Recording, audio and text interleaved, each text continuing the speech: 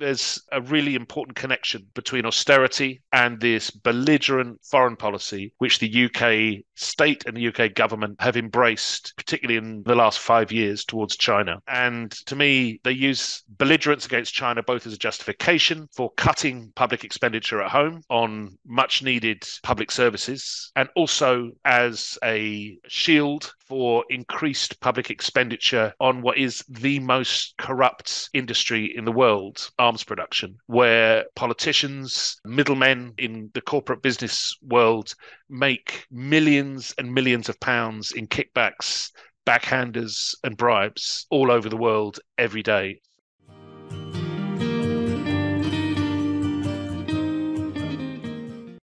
Hello and welcome to the No Cold War Britain podcast. My name is Fiona Edwards and my co-host is Ileana Chan.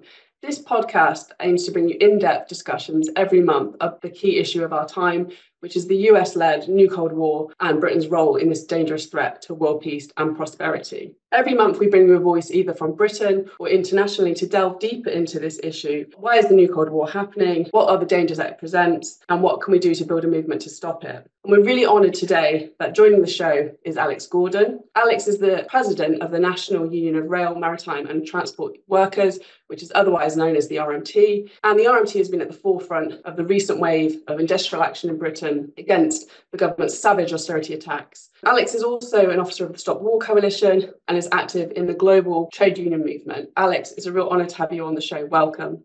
Thank you very much, Fiona. Hello, Ileana. Welcome, Alex. Thank you so much for joining us. So our focus on this pod is how we build a movement against the new Cold War against China. So many will be thinking, how does this international situation relate to the workers' movement in Britain? I'm just throwing you right in there for the first one, but can you break it down for our listeners? Why should trade unionists care about the new Cold War? Well, trade unionists are ordinary citizens like everyone else, so they've got basically the same interest in avoiding a world war, which will be a nuclear conflagration that will probably end life on this planet as everyone else. But I think just start off by saying, I woke up this morning and listened to the BBC's morning news program, where they were announcing that there'd been a massive data loss by the Ministry of Defence, apparently, of payroll information, people on the MOD's payroll, and immediately invited Tobias Ellwood MP, a Tory cold warrior, secret state asset, to speculate on China being behind this data breach. So there's this constant deluge of highly ideological, prejudicial propaganda that is poured into our ears, not just on Radio 4, but across the tabloid newspapers, across the quality press, across all of the major news outlets in this country around China. And when Trump does it, and we all remember Trump's racist characterizations of the COVID pandemic as the Hong Kong flu and various other racist, anti-Chinese, xenophobic comments that came from Trump, Guardian readers and Radio 4 listeners might be a little bit uncomfortable with that. But when it's coming from Tobias Ellwood and coming from BBC presenters, it's quite acceptable to constantly target these accusations against China, all in the name of preparing the population for the new Cold War. So from the point of view of a trade unionist, I think the first thing that I would want to say is that the same state forces, propaganda mechanisms, media that are used to castigate, denigrate, and belittle workers' representatives and trade unionists in this country are being used in the attempt to brand China as a pariah state by the British media. I mean, I just come at this really at a gut level when I hear the likes of Tobias Ellwood and BBC presenters pontificating about Chinese hackers. The idea that China would need to hack some subcontractor to the Ministry of Defence's payroll department is laughable, almost as laughable as the idea that Chinese intelligence uses weather balloons to spy on the North American continent. When I hear that coming from those sources, as a trade unionist, that makes my hackles rise. And it should make everyone who knows that there's a class war happening in this country, that workers' wages are being cut, that our living standards have been cut for decades as a result, most recently, of austerity. But there's been a long-term secular decline in the share of gross national income that workers receive in wages today compared to 20 or 30 years ago. When you see these attacks coming in from the ideological state apparatus of the BBC and other newspapers on China, you ought to recognize that these are the same people that are attacking our movement and our people when they fight back, when they cause strike action, when they demand wage rises, when they oppose cuts to jobs, when they oppose restructuring of jobs to make workers work harder for longer for less, when they come and attack our pensions. So my sort of visceral reaction to all this anti-Chinese propaganda, which we hear in this country, is these are the same people who are attacking workers. These are the same people who are attacking trade unionists. Now they're attacking China as being this pariah state responsible for hacking the Ministry of Defence's payroll department in this case. I think I can smell a rat. Very well put there, Alex. Great way to start the show in terms of, this relentless propaganda against China, which is not seeing a huge amount of challenge. And when we kind of take a step back and look at, what is happening at the same time as this, you mentioned that the savage austerity offensive that's taking place. And as we speak, just in April 2024, the Prime Minister, Rishi Sunak, has announced that Britain, which is already spending, massive amounts on the military, is going to increase military spending to 2.5% of GDP by 2030. And this is going to mean an extra £75 billion on the military in the next 6 years alone. So that's a colossal sum of money. And this is happening at the same time that public services are facing savage cuts. As you mentioned, that there's a huge cost of living crisis and wages are not keeping up with inflation. And as we mentioned in the introduction, the RMT has really led the way in fighting real cuts to workers' pay against the government's attacks on jobs and public services, which is really being inspiring in terms of the industrial action that's been taken. So I was wondering if you could speak more on the connection between austerity at home and the increasingly aggressive foreign policy of Britain, and what can we do to build a powerful movement against these attacks and link these issues together?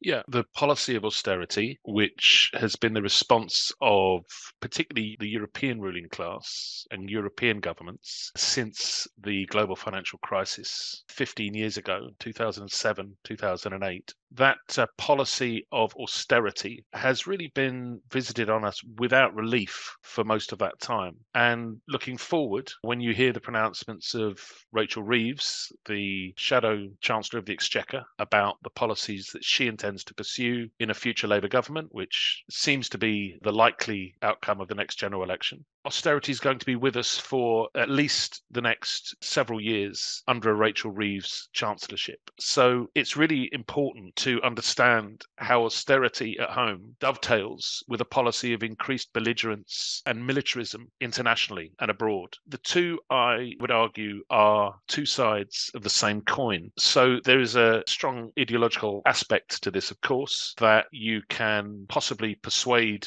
some people, some workers, to accept cuts to their living standards if you're constantly ramping up the threat of some foreign country, some sort of patriotic fervour. I mean, this has been done by the British state for years and years and years, going back to the 18th and 19th centuries, never mind the 20th century. So what they're doing today in the 21st century is really no different from an ideological point of view. You point the finger abroad, you say that's the problem, and we all have to, quote, tighten our belts, unquote. Of course, the other connection between austerity and militarism is an economic connection. So the proposals which are coming out of, I think this actually came out of the NATO conference in Spain, in Madrid, in 2022, the proposal for NATO member states to raise the percentage of their gross domestic product that they spend on defence, quote unquote, essentially on armaments, is increasing in the case of Britain up to 2.5%, but there are voices also pressing for that to go further. There's talk of a 2.75% and even 3% as the target. And of course, in a context of austerity where you have a limit, a squeeze on public spending, if you increase public spending on arms contracts, then you're reducing public spending in other areas of the public sector of the economy. So it's clearly the the need to inflict austerity is connected with this need to change the proportion of GDP that's being spent and increase it, the proportion of GDP that's being spent on arms. These two are completely linked economically as well as ideologically. And I think that for the trade union movement, that means that we have to puncture some really major shibboleths. And the major one, I think, being that the defence industry provides good quality jobs and good quality pay for workers. And the fact is that Britain's defence industry is very largely dependent on long supply chains with many, many subcontractors. There are not that many directly employed workers working on these contracts. The fact is that what we need are good jobs in sectors of the economy where we have a major requirement for engineering skills, for design skills, for research and development. All of the skills that are being used in the defence industries could be deployed elsewhere. And the arguments that have been put forward historically, I mean, even in recent history, 50 years ago, in the AUKUS plan for arms diversification, that is to say, to use the skills that engineers have that are being currently used in armaments production and transfer them, what we would now call today just transition, transfer them into a more socially useful sectors.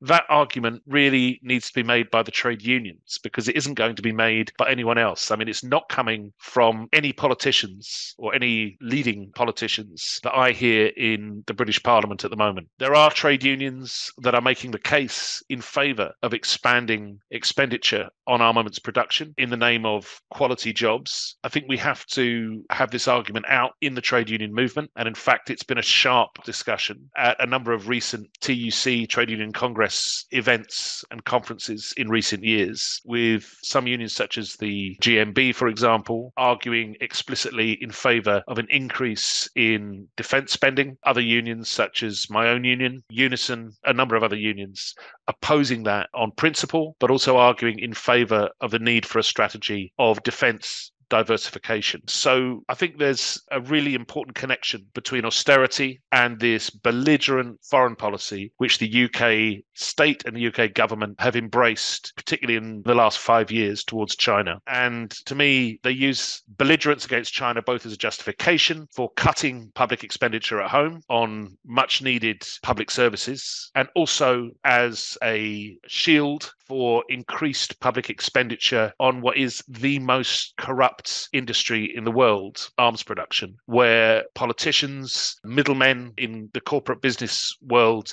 make millions and millions of pounds in kickbacks, backhanders and bribes all over the world every day. So there's a personal, financial, pecuniary gain that you could argue some politicians are looking for from this. And there will be a very large number of members of the British Parliament, both in the Tory party and in the Labour Party, on the front benches of both parties, who will have shares and directorships in armaments companies. There's a very direct relationship between their personal interest in fueling this defence industry bonanza and the need to justify austerity amongst the population at large.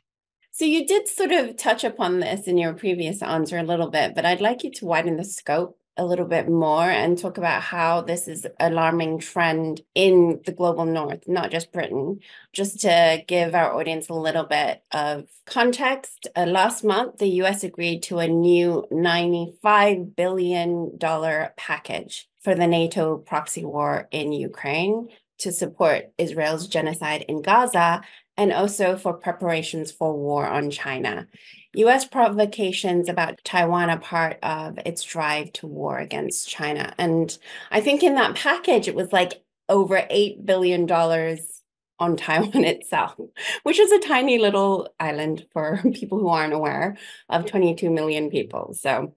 And the US has also succeeded in getting allies such as Japan, France, and Germany to increase their military spending. Obviously, a lot of our Western narrative is that we are the so-called rules-based international order. Can you sort of talk a little bit about that and what's really happening, in your opinion? Well, I mean, the rules-based international order has never looked more hypocritical and barren. I think, the news this morning that Israel is bombing Rafah, dropping air munitions on Rafah, following a offer of a ceasefire, and presumably in order to prevent a ceasefire, which could lead to the impeachment or at least the political removal of Netanyahu. Things, for example, like the letter to the Chief Justice of the chair of the International Criminal Court from a number of US senators personally threatening him and his family in the event that Israel is charged and found guilty of the crime of genocide. The international rules-based order, as the sort of NATO media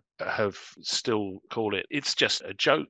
Nobody believes this, least of all the people who are preaching about it. So what's really going on, which is your question, the underlying material reality in the West is that we're in the longest period of economic stagnation in the history of capitalism, in the history of modern industrial capitalism. The economy isn't growing. This is a massive secular phenomenon which can be traced from the late 1960s, following the post-war boom. The remedies that capitalist states turned to in the 1970s and 80s, which were essentially neoliberalism in various forms, whether it was imposed by military dictatorship, as in Chile, or whether it was imposed by an elected government, as in Britain. The promise of neoliberalism was that wage competition, that is to say, driving down wages to make workers work more cheaply for less, that free trade and wage competition would stimulate economic growth. And in 2024, we can say quite clearly that that hasn't worked. Neoliberalism failed in its own terms to deliver increased economic growth. And so I think it's very important to start by saying that that's the factual basis for this increasingly panicked and grotesque international policy that's being pursued, you're quite right, not just in Britain, but also in the US, in France, in Germany, and other developed economies, with increased demands for arms spending, arms exports, and never any talk of peace, never any discussion about the need for an international body such as the United Nations to have peace talks, to lead peace talks, to stop the process of an increased likelihood of war.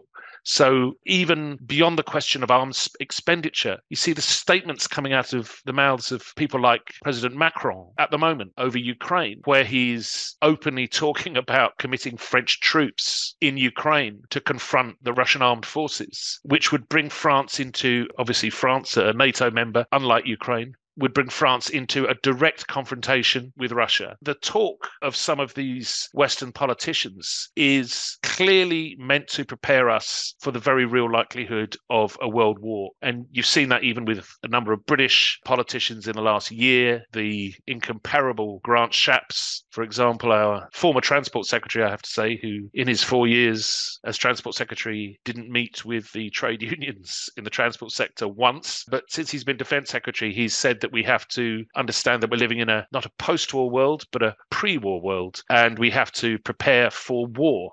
I mean, these people are living in a bubble of their own creation, which is very frightening. But it's also miles away from where the overwhelming majority of the population of this country and every other country that I've mentioned, the United States, France, Germany, there is no support. There is no public support for a world war. Even if that didn't mean the extinction of all life on this planet, there is absolutely no public support for continuous ramping up the wars in Ukraine, threats against Taiwan, threats against China. And really, when you ask what's behind this, well, this is the outcome of the policy announced by the Obama administration 15 years ago. This is the pivot to Asia. This is the attempt by the US ruling class to arrest the economic growth of China by using their military superiority, which they certainly have, by using their military superiority to arrest China's economic growth and increasing global influence. China is the first economic superpower in world history that has ever become an economic superpower without first being a military superpower. So it's unique in that sense, if not in many other senses. It's a unique example of economic and social progress. And it's not just about what's happening in China. The effect that China is having on world trade is absolutely seismic.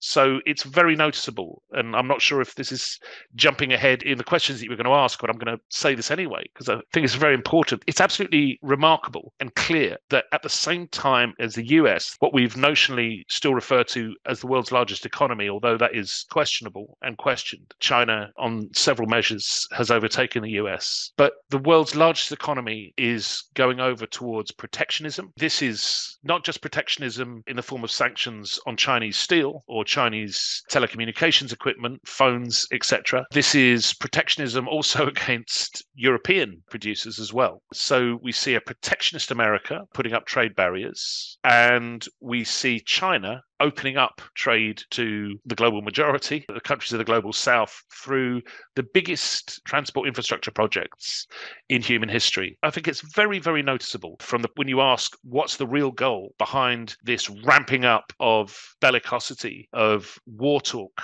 on the part of Western politicians. In the case of British politicians, what they're doing is following his master's voice. These people are paid for assets of the US State Department, but the people who are making the call in America, in Washington, to ramp up the demands for arms spending and for increased military action against China and Russia and Iran, and no doubt a list of other countries that will be coming along soon. Those people are trying to arrest the economic emergence of China as the dominant world economic power. And they're trying to do it through utilizing their temporary military superiority. This is why we are facing the real possibility of a nuclear conflagration, either over Ukraine or possibly over Taiwan.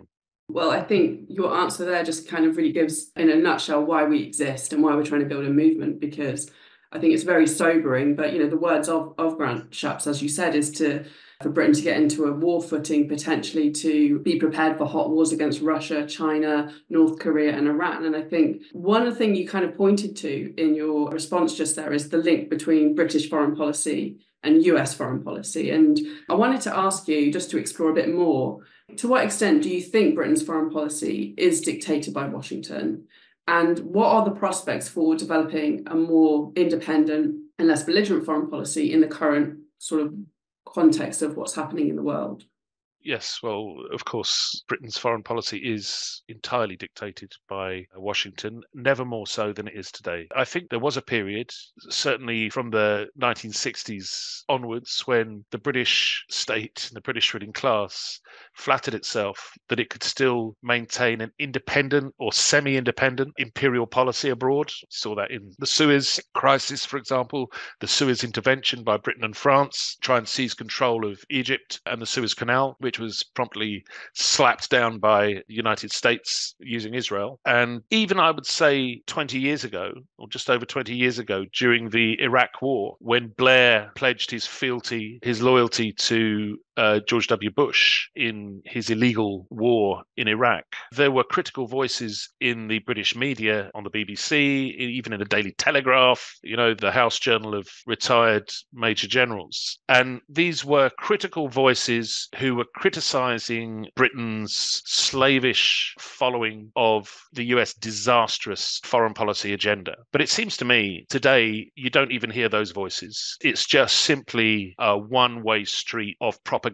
Whether you read The Guardian, which, I might have done 25 years ago, but I certainly wouldn't do today, or The Telegraph, or watch the BBC, all of the mainstream media, without almost any critical voices, are repeating whatever the latest demand is from Washington over the latest enemy. So it seems to me that, seen from the perspective of the British state and the British ruling class, the possibility of an independent foreign policy has really retreated and is almost invisible. But that doesn't mean that other people see it the same way. I do think the way that world geopolitics is being discussed now in the mainstream media conceals a huge democratic deficit. There isn't any support for Washington's foreign policy, even in the United States. It's not a popular foreign policy. It's a foreign policy that is damaging to American citizens, particularly working class people in America, as well as to everyone else in the world.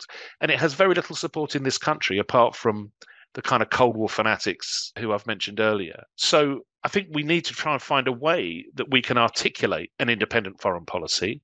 I mean, there are lots of ways in which that can start to be done, it seems to me. I mean, my union, and I was a strong supporter of this position, were in favour of Britain leaving the European Union, not because we wanted to end up as the Singapore of the North Sea, as Boris Johnson and various other people aspired for Britain to become, but precisely because the EU was one of the political concentric circles, along with NATO and the IMF, which ties Britain into this collective West, which is pushing for war. Now, we do have an opportunity to develop an independent foreign policy. There are a number of ways in which that could happen. I mean, I think it's interesting that a number of countries, particularly Caribbean countries, are about to vote this year or have recently voted to become republics. There is a pushback against the jaded, tired, anachronistic version of the British state, which our ruling class likes to roll out with trumpets and lots of media coverage at the coronation. That seems very old-fashioned to most people in the world. If you're a tourist, you might get off on that. I don't know. It's not my cup of tea. But frankly, if you're any kind of sensible human being, you can see that this is an anachronism. So the British state, in all sorts of ways, from its foreign policy to its institutions, needs a massive shake-up. Where that's going to come from, I'm afraid I can't say, because there's no sign of certainly the Labour Party in its present form, under its present leadership, providing a serious democratic reform. But I think a movement for democratic reform around all of these questions is what is needed. That's interesting perspective. I think it makes me think about how sovereign a country can really be in this very, very imperially dominated world. However, we don't want to downplay the challenges of the global south. But like our last guest, Vijay Prashad, talked about, there seems to be a new mood in the world. And he talked about that in our last episode, if you haven't caught it already, talking about the global majority for peace against this war drive. Can you speak a little bit about how, as the president of the RMT, you are part of the international trade union movement? Are there any specific trends or initiatives that you are seeing in the global south that we could learn from? Well, I think it's a really, really important question that faces the trade union movement internationally. So there's a lot of discussion about this online. I was recently at the Congress of the Maritime Union of Australia, one of our sister trade unions. We have a very long, close relationship with the MUA. It's a very progressive trade union, the first union to recognise and fight for Aboriginal land right, a union that boycotted Japanese Australian shipments of pig iron to Japan during the Japanese imperial invasion of China in the 1930s, and a union that has boycotted US vessels during the Vietnam War, the Korean War, British vessels during the Malaysian independence struggle in the 50s, and Dutch vessels actually going to suppress the Indonesian independence movement as well. So it's a very progressive union, the MUA, and they have an extraordinary network of dockers unions around the world that they're in touch with. I think that we're seeing at the moment around the question of Palestine, the question of arms to Israel, an increasing demand amongst trade unionists to find an expression for their opposition to the shipment of arms that are being used in this genocidal attack on the Palestinian people in Gaza. So we have to find ways in the trade union movement to articulate and act around these agendas. It's extremely difficult to do because of anti-trade union laws that exist in many countries, but you've seen examples of it. You've seen examples of bans on shipments of arms by unions in Belgium and in Italy, in Spain, and in a number of other countries, South Africa, of course, as well, although I don't think South Africa exports arms to Israel.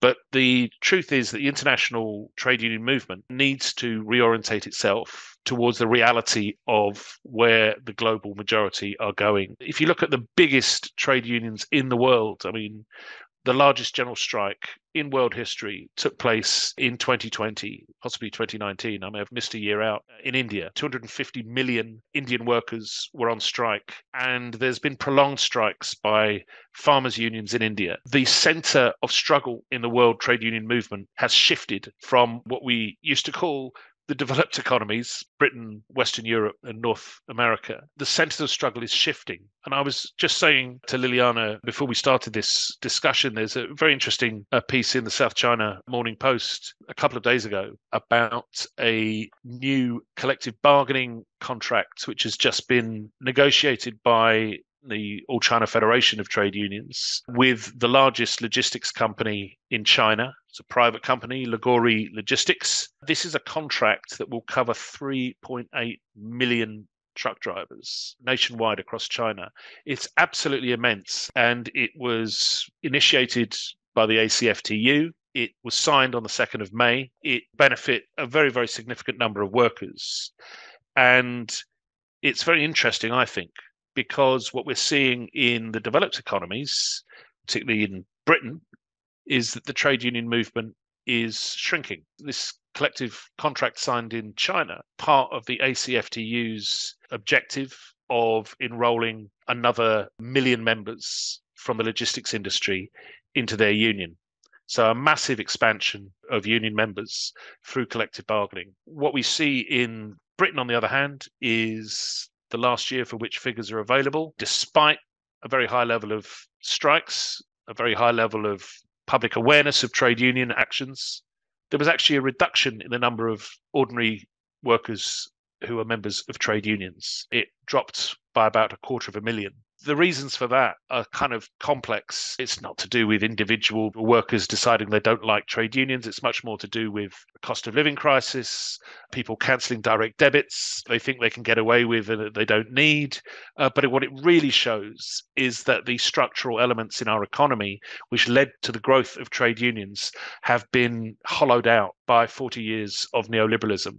So even in the public sector, where you have collective bargaining for millions of workers, even in the public sector, there's been an attempt to introduce more and more independent peer review bodies. Some of those attempts have been successful. Some of them have failed. So they failed to inflict them on teachers, but they succeeded in inflicting them on health workers. So there's been a whole series of areas in which collective bargaining, the act of joining a trade union, being able to then engage on an equal basis with your employer over questions of your pay and conditions, that's kind of disappearing and disappeared to a great extent from the experience of most people in work in this country.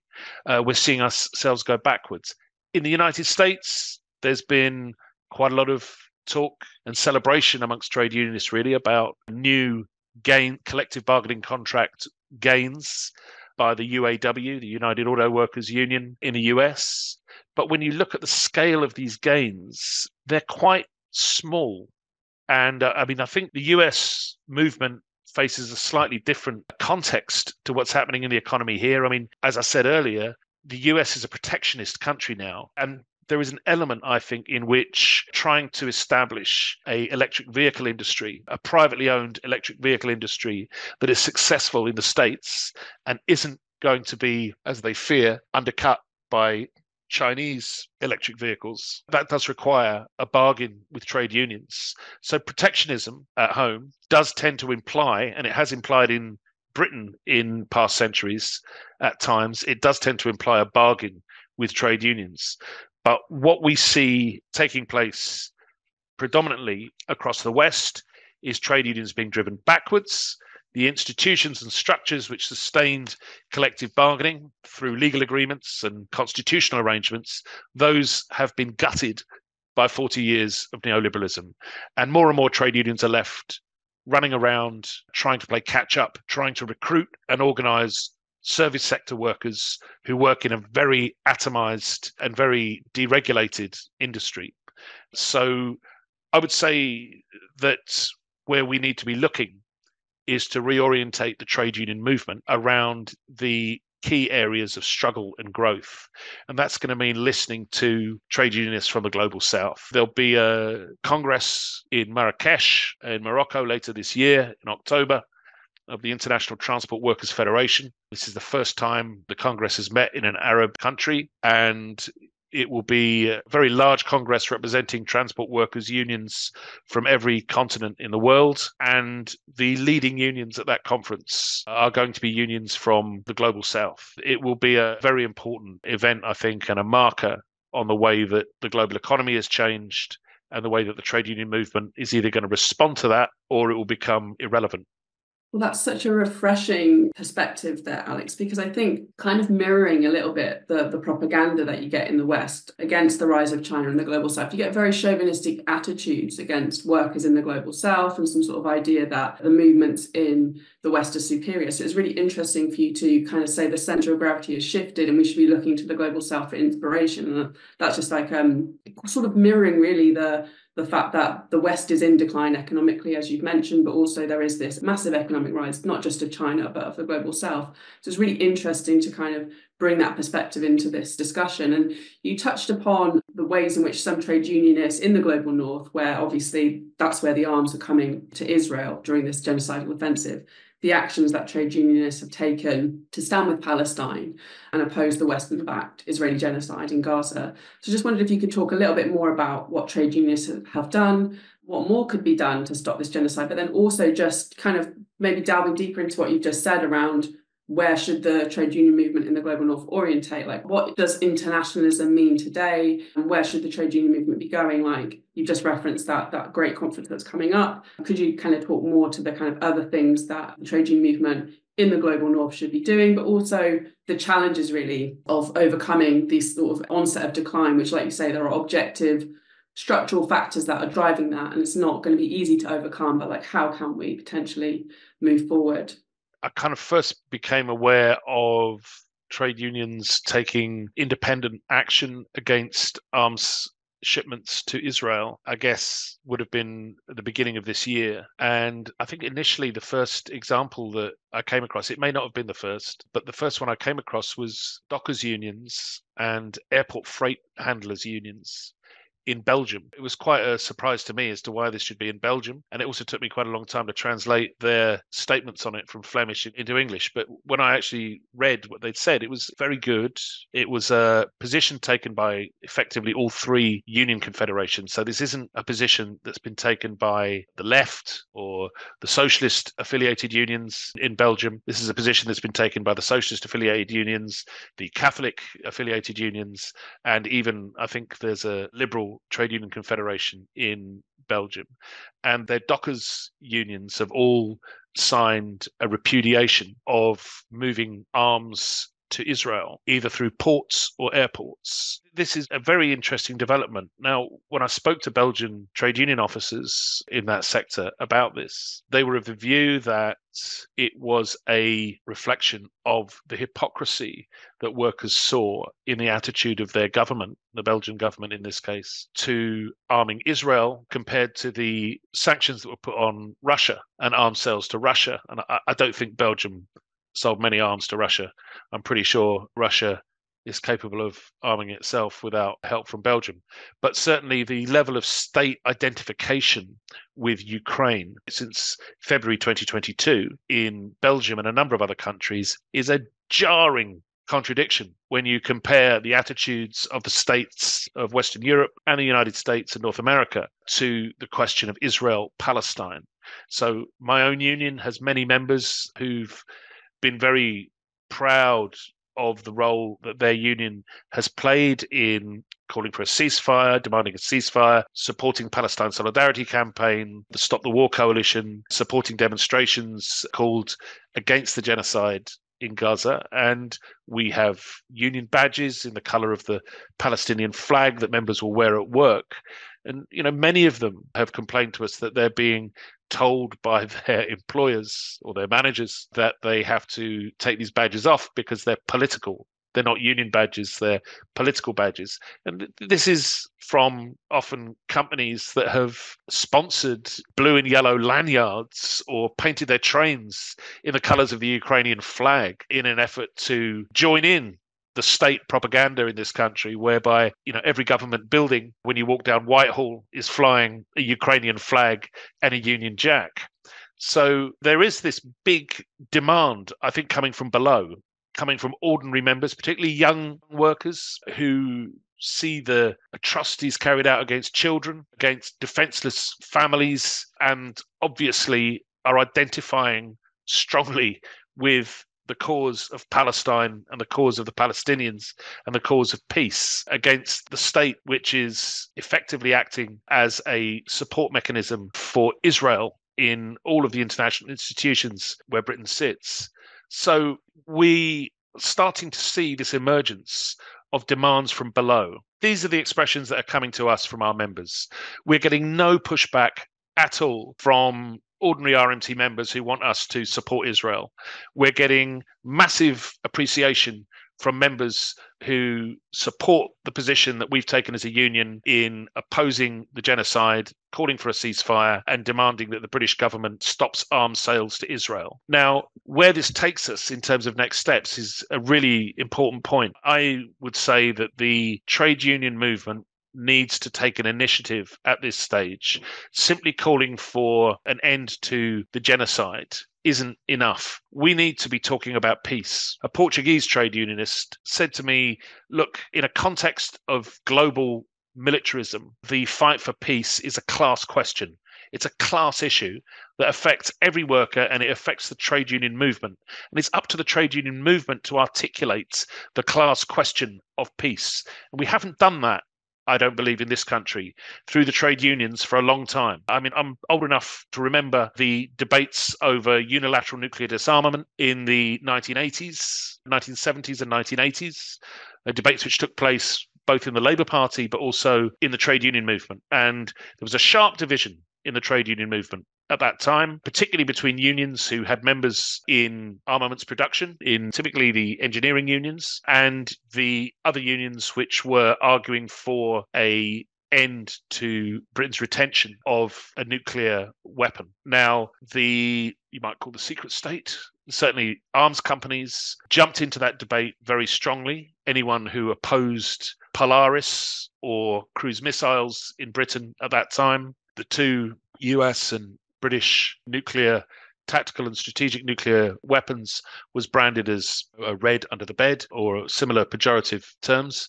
Today, you have the same arguments that are taking place over Trident. You can see the Keir Starmer-led Labour Party wrapping itself in the Union Jack and binding itself to the maintenance of the Trident nuclear submarine program, as well as the promotion of the AUKUS pact between the United States, Britain, and Australia, which is a key point of reference for the trade union movement in this country. And certainly we were very pleased to take part in a debate at the Scottish TUC in 2023, where a motion from one of the Scottish Trades Councils opposing AUKUS and opposing any support for AUKUS from the trade union movement in Scotland, where that debate took place. A number of unions spoke on different sides, and the majority supported the position from the Scottish Trades Council of opposition to the AUKUS Pact. This is a key extension of militarism. The AUKUS Pact will effectively make Australia into a nuclear zone. Although they're nuclear-powered submarines, they doesn't mean they're necessarily nuclear-armed, although they can be. But certainly this is a huge point of principle on the left and the peace movement in Australia, that Australia should be a nuclear-free zone. And part of the reason for that is because in the 1950s, the British carried out nuclear tests on Indigenous people's land in Australia, poisoning thousands and thousands of people with nuclear radiation.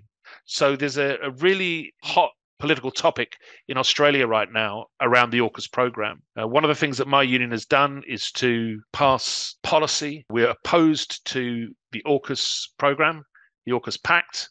We want to work with other trade unions, both in the United States and certainly in Australia, in opposing AUKUS.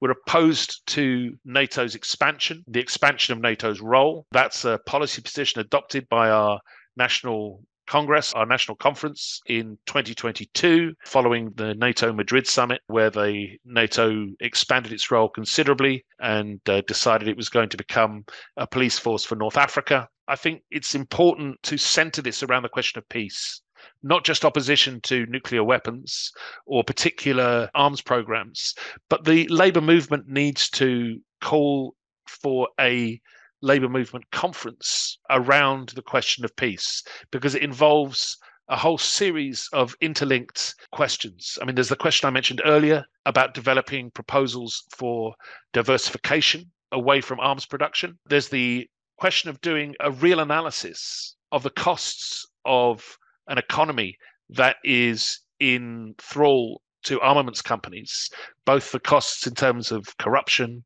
bribery, but also in terms of the number of jobs that are created and the shortage of skilled workers that can be developed in sectors of the economy where they're needed, such as, for example, green transition, such as, for example, insulation programs for housing stock, development of new green transport alternatives. I mean, all of these areas, we're crying out to develop economic solutions which involve research and development and state investment. And where that state investment is going at the moment is into British Aerospace and Raytheon and Thales and various other global companies that are in the US military industrial complex supply chain. So we need to recenter the labour movement around the question of peace and making the demand for peace, because peace is a class question. Yes, we also believe in peace at No Cold War Britain. And I think it's really hard to talk about peace actually in our current political climate without sort of identifying that China is considered the main threat to our way of life, to the US, to the world. And we, of course, at No Cold War Britain believe that China is not our enemy. It's not our biggest enemy at all. And in fact, we're thinking that there is real benefit for people of Britain to work with China. Do you agree? And, what are your thoughts on that? Well, I would just say this, that if you have a memory of a goldfish, you probably think China has always been the great enemy. But if you have a perspective of more than 5 years, or let's say 10 years, I can remember a time when the Conservative Chancellor of the Exchequer at the time, George Osborne, was a great fan of Chinese investment. In fact, the British capitalist class thought that they had hit a gold mine when they opened up negotiations with China on investment in Britain. China was going to build us a high-speed rail system, and I wish they had done, because what we've got at the moment is a hole in the ground, which is an embarrassment, whereas China, in 10 years, or less than 10 years, following the global financial crisis, built the largest high-speed passenger rail system in the history of the world. It used to take 37 hours to go from Beijing to Shanghai. It now takes, I think, 4 hours, maybe 4.5. It's just mind-boggling, the level of development that we could have had here had we done what the Chinese have done and invested in the infrastructure and technology that people need, rather than in bungs to people who can't make proper PPE equipment and armaments companies. So if you have any kind of memory, you'll know that the phase we're going through at the moment, where Tobias Ellwood on the Radio 4 Today program turns up and blames China for hacking Ministry of Defense payroll systems. This is a phenomenon that has only really been around for the last 4 or 5 years. It is entirely caused by the US secret state and MI6 using their assets to spread Cold War fever. But in reality, life is much more complicated than that. I think technologically, China is where it's at. That's certainly the case in terms of, electric vehicle production, but we've seen it with solar panels. We've seen it with so many elements within the high value production chain.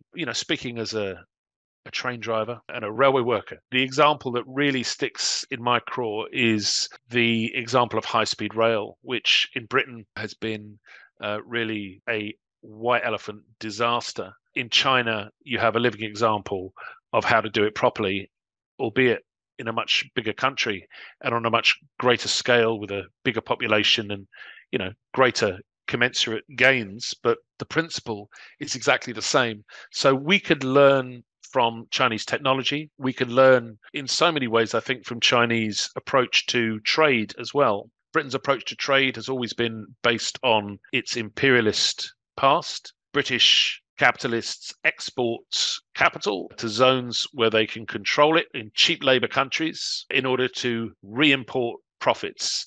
That was the old imperialist circular motion. We're in a different world now. China's opening up the world through the One Belt, One Road initiative and a number of other agreements and pacts, the China-Pakistan Economic Corridor, the building of ports in Myanmar, in Pakistan, in Africa. There is a whole new world of trade which China is involved in creating the infrastructure for. That will be the pattern of the future. This obviously affects trade, but it also affects politics. I mean, you can see what's happening in African and Sahel countries now, where having been shackled to an unfavorable arrangement with the French central bank and the French franc for over 60 years, West African Francophone countries in the Sahel are breaking free and are looking for independent trading arrangements. And that will be with China. It's not going to be with Britain because they've seen Britain's history. And frankly, the British state seems to be in a complete meltdown at the moment in terms of trade policy. They've never recovered from being slapped down by the US following exit from the European Union. The European Research Group of Tory MPs, having promised a trade deal with the US, would be a piece of cake following exit from the European Union. They've now found that America is actually a protectionist country and isn't interested in a free trade agreement with Britain. So, the British state's a dog's breakfast when it comes to trade policy. China, on the other hand, is showing the way forward. It's developing world trade. It's developing new economies. It's absolutely an object lesson in what could be done if we had a more progressive and less imperialist reflex when it comes to trade and investment. Absolutely. I mean, one of the key slogans we want to promote is cooperation, not confrontation. And as you mentioned, there's like immense benefits to having a more cooperative approach to working with China. Just on the point you mentioned about the trains, Alex, obviously they're very fast and efficient. But one of the great things for anyone who gets travel sick is when they switch which way they're going, they turn all of the seats so they face front, which makes a massive difference to those of us who get travel sick going backwards on a very poorly ventilated train, which is what we have a lot of the time in Britain, which is massively overpriced. And obviously, sometimes you're lucky to get a seat. So, I was going to say in Britain, the notion of getting a seat is a revolutionary demand. Come on. I know, but a backward-facing seat on a very poorly ventilated train, that doesn't happen with the high-speed trains in China. So it's really nice to have that perspective. Obviously. Well, I mean, it's extraordinary. I mean, if you look at the development of the Chinese high-speed trains, is extraordinary. I mean, they've developed a new way of making aluminium with air pockets. I'm not a metallurgist. I don't know how this works. I'm not an engineer, but, with air pockets in the aluminium. So you get this incredibly strong, incredibly light aluminium. So you see these trains and they look like a duck-billed platypus coming into the station. This great big nose, this beak comes out, sweeping the air aerodynamically over the top of the train. And of course, it's because they can have these huge aerodynamic noses because they've developed this form of aluminium that goes with it. I mean, the imagination to see how a mass transport system and the engineering requirements that go with it are able to stimulate demand in an economy way beyond the simple question of journey times. We're talking here about new factories, we're talking about new stations, we're talking about connecting areas that were simply not connected before, opening up an economy in a way that has never been experienced before. It's almost sort of the buccaneering imagination of early capitalist Britain, but with an added social responsibility and a lot better technique and a lot better technical skills. That's an example of what you can achieve. And I mean, I would say it's very dangerous to talk about what most people think, but I think a sort of popular identification amongst the population in this country as being the country that gave the world the Industrial Revolution. In some way or another, whatever city you live in, wherever you walk around, you're either looking at some remnants of Victorian architecture or industrial architecture, or the national sport of football was created as an outcome of an industrial revolution. The national culture comes out of the Industrial Revolution to a great extent. And when people in Britain look around the world at someone who's good at doing technology and investing in new industry with public and social benefits, who are they looking at? Are they looking at the United States, which is a disaster, or are they looking at China, which is leading the way in technology and in abolishing absolute poverty. Sooner or later, however much censorship there is in the media, people will kind of see the truth for themselves. Absolutely. And in addition to the environmental benefits of having an efficient 21st century train infrastructure, which is more appealing than, using cars or aeroplanes, we're only seeing in Britain, more and more people are taking internal flights because the train system is like falling apart. So this is a public good for the whole world, really, which could really help us get on track to stopping climate change. You can see we're very excited about the high-speed trains in particular. So before we go further onto that deep dive, just to kind of finish up with our last question, which we ask all of our guests, Alex, which is, obviously, we're in a period of huge propaganda, as we've discussed today, and it's very hard to find out what the truth is because the first casualty in any war is, of course, the truth. So we'd like to ask you what you would like to recommend for people to either read, listen, or watch in order to really fully understand what's going on in the world today and to help inform and inspire the anti-war movement.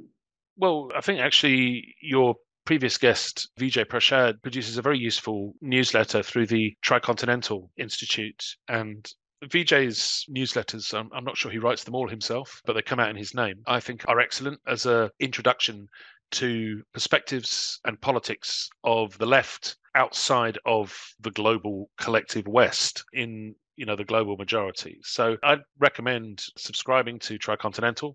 And in terms of getting your daily news, you should subscribe to the Morning Star, Britain's only socialist daily newspaper for peace and socialism. In fact, it's the only socialist daily newspaper in the English-speaking world. So imagine that. It's been going since 1930 and it's still going today. And it really does provide an antidote to the kind of poisonous, toxic, imperialist nonsense that we are drip-fed by the BBC and much of the mass media.